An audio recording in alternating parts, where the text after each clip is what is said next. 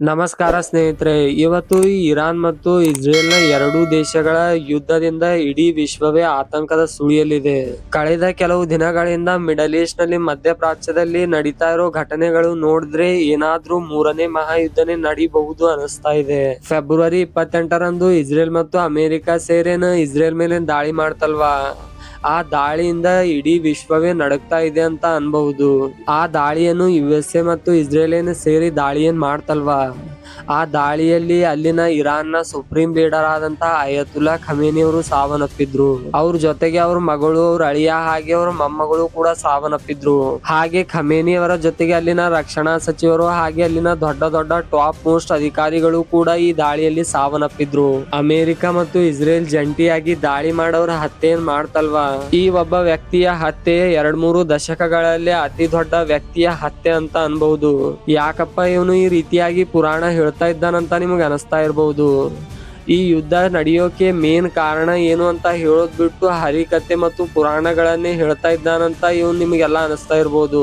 ಈ ಯುದ್ಧ ನಡೆಯೋಕೆ ಅಸಲಿ ಕಾರಣ ಏನು ಮತ್ತು ಈ ಯುದ್ಧಕ್ಕೆ ಅಮೆರಿಕ ಯಾಕೆ ಎಂಟ್ರಿ ಕೊಡ್ತಂತ ನಿಮ್ಗೆಲ್ಲ ಕಾಡ್ತಾ ಇರೋ ಒಂದು ಯಕ್ಷ ಪ್ರಶ್ನೆ ಅಂತ ಅನ್ಬಹುದು. ಈ ಎರಡೂ ದೇಶಗಳ ಯುದ್ಧ ಏನ್ ನಡೀತಾ ಇದೆ ಅಲ್ವಾ, ಈ ಎರಡೂ ದೇಶಗಳ ಯುದ್ಧದಿಂದ ಭಾರತದ ಮೇಲೆ ಏನ್ ಪರಿಣಾಮ ಆಗ್ಬಹುದು ಅಂತ ಈ ವಿಡಿಯೋದಲ್ಲಿ ತಿಳಿಯೋಣ ಬನ್ನಿ. ನೀವೆಲ್ಲರೂ ಈ ವಿಡಿಯೋನು ಕೊನೆವರೆಗೆ ನೋಡಿ, ಹಾಗೆ ವಿಡಿಯೋ ಇಷ್ಟವಾದ್ರೆ ಮಾತ್ರ ವಿಡಿಯೋನು ಲೈಕ್ ಮಾಡಿ. ಮೊದಲಿಗೆ ಇಸ್ರೇಲ್ ಮತ್ತು ಇರಾನಿನ ನಡುವೆ ಯುದ್ಧ ನಡೆಯೋಕೆ ಪ್ರಮುಖ ಕಾರಣ ಏನು ಅಂತ ಈ ವಿಡಿಯೋದಲ್ಲಿ ತಿಳಿಯೋಣ ಬನ್ನಿ.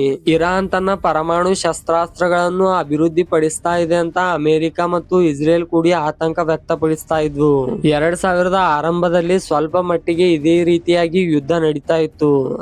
ಆ ಸಮಯದಲ್ಲಿ ಮಿಡಲ್ ಈಸ್ಟ್ ನ ಕೆಲವು ರಾಷ್ಟ್ರಗಳು ಸೇರಿ ಎರಡೂ ದೇಶಗಳ ನಡುವೆ ಒಂದು ಸಂಧಾನ ಮಾತುಕತೆ ಕೂಡ ಆರಂಭಿಸಿದ್ವು. ಆದ್ರೆ ಆ ಸಂಧಾನ ಮಾತುಕತೆ ವಿಫಲವಾಗಿತ್ತು. ಈ ಎರಡೂ ದೇಶಗಳ ನಡುವೆ ಸಂಧಾನ ಮಾತುಕತೆ ವಿಫಲ ಆಯ್ತಲ್ವಾ, ವಿಫಲ ಆದ ನಂತರ ಯಾವುದೇ ದೇಶ ಮತ್ತೆ ಈ ಎರಡೂ ದೇಶಗಳ ನಡುವೆ ಸಂಧಾನ ಮಾತುಕತೆ ಮಾಡಲು ಯಾವುದೇ ದೇಶಗಳು ಕೂಡ ಮುಂದೆ ಬರಲಿಲ್ಲ. ಒಂದ್ ಕಡೆ ಇರಾನ್ ಸಂಧಾನ ಮಾತುಕತೆ ಮಾಡೋಣ ಅಂತಂದ್ರೆ ಆ ಸಮಯದ ಹೊತ್ತಿಗೆ ಇರಾನಿನ ದಾರಿನೇ ಕ್ಲೋಸ್ ಆಗ್ಬಿಟ್ಟಿತ್ತು. ಇರಾನ್ ನಲ್ಲಿ ಕಳೆದ ಕೆಲವು ತಿಂಗಳಿನಿಂದ ಇರಾನ್ ನಲ್ಲಿ ಆಂತರಿಕ ಪ್ರತಿಭಟನೆ ಸ್ಟಾರ್ಟ್ ಆಗಿತ್ತು. ಒಂದ್ ರೀತಿಯಾಗಿ ಜನರೇ ಸರ್ಕಾರದ ವಿರುದ್ಧ ಭುಗಿಲೆದ್ದಿ ಪ್ರತಿಭಟನೆ ಮಾಡ್ತಾ ಇದ್ರು. ಅದನ್ನು ಹತ್ತಿಕ್ಕಲು ಸರ್ಕಾರ ಕೂಡ ಮುಂದಾಯಿತು. ಅಲ್ಲಿ ಯಾವ ರೀತಿಯ ಪ್ರತಿಭಟನೆ ಇತ್ತಂದ್ರೆ ಸರ್ಕಾರದ ವಿರುದ್ಧವೇ, ಸರ್ಕಾರದ ಆಡಳಿತದ ವಿರುದ್ಧವೇ ಅಲ್ಲಿನ ಜನಗಳು ರಚ್ಚಿಗೆದ್ದಿದ್ರು. ಸರ್ಕಾರದ ಆಡಳಿತವನ್ನು ಬೇಸತ್ತು ಜನಗಳೇ ಪ್ರತಿಭಟನೆಗಿಳಿದಿದ್ರು. ಇನ್ನು ಕೆಲವೊಬ್ರು ಖಮೇನಿಯವರ ಹತ್ಯೆ ಏನೈತಲ್ವಾ, ಹತ್ಯೆ ಆದ್ಮೇಲೆ ಇರಾನಿನ ಕೆಲವು ಭಾಗಗಳಲ್ಲಿ ಸಂಭ್ರಮಾಚರಣೆ ಕೂಡ ಮಾಡಿದ್ರು ಜನಗಳು. ಆ ವಿಡಿಯೋಗಳು ಕೂಡ ಸೋಷಿಯಲ್ ಮೀಡಿಯಾದಲ್ಲಿ ತುಂಬಾನೇ ವೈರಲ್ ಆಗ್ತಾ ಇದ್ವು. ಆ ವಿಡಿಯೋಗಳನ್ನು ಈಗಾಗ್ಲೇ ನೀವೆಲ್ಲ ನೋಡಿರ್ಬಹುದು. ಆ ಪ್ರತಿಭಟನೆಯನ್ನು ಒಂದ್ ರೀತಿಯಾಗಿ ಹತ್ತಿಕ್ಕಲು ಸರ್ಕಾರ ತನ್ನ ಬಲವನ್ನು ಪ್ರಯೋಗಿಸಿತ್ತು. ಆದ್ರೆ ಅದರಲ್ಲಿ ಫೇಲ್ ಆಯ್ತು ಅಂತ ಹೇಳ್ಬಹುದು. ಅಮೆರಿಕದಲ್ಲೇನು ಡೊನಾಲ್ಡ್ ಟ್ರಂಪ್ ಅವರೇನು ಅಧಿಕಾರಕ್ಕೆ ಬಂದ್ರಲ್ವಾ, ಬಂದ ಮೇಲೆ ಇರಾನಿನ ಈ ಅಯತುಲ್ಲಾ ಖಮೇನಿ ಅವ್ರ ಹರೇನಲ್ವಾ, ಅವರು ನಮ್ಮ ರಾಷ್ಟ್ರೀಯ ಭದ್ರತೆಗೆ ಒಂದು ದೊಡ್ಡ ಬೆದರಿಕೆ ಅಂತ ಡೊನಾಲ್ಡ್ ಟ್ರಂಪ್ ಅವರು ಘೋಷಣೆ ಮಾಡಿದ್ರು. ಯಾಕಂದ್ರೆ ಖಮೇನಿ ಅವರು ಒಂದ್ ಕಡೆ ಅಣುಬಾಂಬನ್ನು ಪರೀಕ್ಷೆ ಮಾಡ್ತಾ ಇದ್ದಾರಂತ ಅಮೆರಿಕ ಹೇಳ್ತಾ ಇತ್ತು. ಅಣುಬಾಂಬ್ ಏನಾದ್ರೂ ಇವ್ರ ಕೈಗೆ ಬಂದ್ಬಿಟ್ರೆ ಇಡೀ ವಿಶ್ವವನ್ನೇ ಸರ್ವನಾಶ ಮಾಡ್ಬಿಡ್ತಾರಂತ ಡೊನಾಲ್ಡ್ ಟ್ರಂಪ್ ಅವರು ಹೇಳ್ತಾ ಇದ್ರು. ಫೆಬ್ರವರಿ 28 ಅಮೆರಿಕ ಮತ್ತು ಇಸ್ರೇಲ್ ಸೇರಿ ಇರಾನಿನ ಟೆಹರಾನ್ ಏನದಲ್ವಾ, ಟೆಹರಾನ್ ನಲ್ಲಿರೋ ಇರಾನಿನ ಮಿಲಿಟರಿ ನೆಲೆಗಳು, ಹಾಗೆ ಅಲ್ಲಿನ ಮಿಸೈಲ್ ಲಾಂಚರ್ ಕೇಂದ್ರಗಳು, ಹಾಗೆ ಅಣು ಸ್ಥಾವರಗಳನ್ನು ಗುರಿಯಾಗಿಸಿಕೊಂಡು 900ಕ್ಕೂ ಅಧಿಕ ದಾಳಿಗಳನ್ನು ಅಮೆರಿಕ ಮತ್ತು ಇಸ್ರೇಲ್ ಸೇರಿ ಮಾಡಿದ್ವು. ಈ ದಾಳಿ ಏನ್ ಮಾಡ್ತಲ್ವಾ, ಈ ದಾಳಿಯ ಪರಿಣಾಮವಾಗಿ ಅಲ್ಲಿನ ಸುಪ್ರೀಂ ಲೀಡರ್ ಏನ್ ಇದ್ರಲ್ವಾ ಅಯತುಲ್ಲಾ ಅಲಿ ಖಮೇನಿ, ಅವ್ರು ಸೇರಿದಂತೆ ಅಲ್ಲಿನ ಟಾಪ್ ಮೋಸ್ಟ್ ಅಧಿಕಾರಿಗಳು ಮತ್ತ ಇವರ ಹಳೆ ಸ್ವಸೀಯ ಕೂಡ ಸಾವನ್ನಪ್ಪಿದ್ರು. ಖಮೇನಿ ಅವರು ಈ ದಾಳಿಯಲ್ಲಿ ಏನ್ ಹತ್ಯೆ ಆದ್ರಲ್ವಾ, ಹತ್ಯೆ ಆದ ಬೆನ್ನಲ್ಲೇ ಇರಾನ್ ನಲ್ಲಿ 40 ದಿನ ಶ್ಲೋಕಾಚರಣೆ ಮಾಡ್ಬೇಕು ಅಂತ ಇರಾನ್ ಘೋಷಣೆ ಮಾಡಿದೆ. ಈಗ ಅಲ್ಲಿ ಇರಾನಿನ ಸುಪ್ರೀಂ ಲೀಡರ್ ನ ಹತ್ಯೆ ಏನೋ ಆಗಿದೆ. ಅವರ ಹತ್ಯೆ ಆದ ನಂತರ ಇರಾನಿನ ಅಧ್ಯಕ್ಷರಾದಂತ ಮಸೂದ್ ಪೆಜೆಸ್ಕಿಯನ್ ಅವರು ಕೂಡ ನಾವು ಪ್ರತೀಕಾರ ತೀರಿಸ್ಕೊಳ್ತೀವಿ ಅಂತ ಅಂದಿದ್ರು. ಹಾಗೆ ಖಮೇನಿ ಅವರ ಮಗನೂ ಕೂಡ ನಾವು ಇಸ್ರೇಲ್ ಮತ್ತು ಅಮೆರಿಕ ಜೊತೆಗೆ ಸೇಡು ತೀರಿಸ್ಕೊಳ್ತೀವಿ ಅಂತ ಹೇಳಿದ್ರು. ಅವ್ರೇನ್ ಈ ರೀತಿಯಾಗಿ ಹೇಳಿಕೆ ನೀಡಿದ್ರಲ್ವಾ, ನೀಡಿದ ಬೆನ್ನಲ್ಲೇ ಅಮೆರಿಕದ ಮಿಲಿಟರಿ ನೆಲೆಗಳೇನ್ ಅವಲ್ವಾ ಮಿಡಲ್ ಈಸ್ಟ್ ನಲ್ಲಿ, ಕುವೈತ್, ಯೆಮೆನ್, ಅರಬ್ ಸೇರಿದಂತೆ ಮಿಡಲ್ ಈಸ್ಟ್ ನ ಇನ್ನೂ ಕೆಲವು ಭಾಗಗಳಲ್ಲಿ ಅಮೆರಿಕದ ನೌಕಾ ನೆಲೆಗಳು ಹಾಗೆ ಮಿಲಿಟರಿ ನೆಲೆಗಳು ಕೂಡ ಇವೆ. ಅವುಗಳನ್ನು ಗುರಿಯಾಗಿಸಿ ಇರಾನ್ ಈಗ ದಾಳಿ ಮಾಡ್ತಾ ಇದೆ. ಕುವೈತ್ ಹಾಗೆ ಬಹ್ರೇನ್ ನಲ್ಲಿ ಇರಾನ್ ನ ಮಿಸೈಲ್ ಗಳು ಬಂದು ಬೀಳ್ತಾ ಇರೋ ವಿಡಿಯೋಗಳು ಕೂಡ ಸೋಷಿಯಲ್ ಮೀಡಿಯಾದಲ್ಲಿ ತುಂಬಾನೇ ವೈರಲ್ ಆಗ್ತಾ ಇವೆ. ಇದರಿಂದ ಏನ್ ಪರಿಣಾಮ ಉಂಟಾಗಬಹುದಂತಂದ್ರೆ ಸಾಮಾನ್ಯ ಜನರ ಮೇಲೆ ಒಂದು ಅವ್ಯವಸ್ಥೆ ಉಂಟಾಗಬಹುದು ಅಂತ ಹೇಳ್ಬಹುದು. ಕತಾರ್ ಮತ್ತು ಬಹ್ರೇನ್ ನ ಮೇಲೆ ಇರಾನಿನ ಮಿಸೈಲ್ ಗಳು ದೊಡ್ಡ ದೊಡ್ಡ ಕಟ್ಟಡಗಳ ಮೇಲೆ ಬೀಳ್ತಾ ಇರೋ ವಿಡಿಯೋಗಳು ಕೂಡ ತುಂಬಾನೇ ವೈರಲ್ ಆಗ್ತಾ ಇವೆ. ಇದರಿಂದ ಭಾರತೀಯರು ಅಲ್ಲಿ ಹೋಗಿ ಏನು ಕೆಲಸ ಮಾಡ್ತಾ ಇದ್ರಲ್ವಾ, ಅವ್ರ ಮೇಲೆ ಒಂದ್ ರೀತಿಯ ಪರಿಣಾಮ ಬೀರಬಹುದು ಅಂತ ಅನ್ಬಹುದು.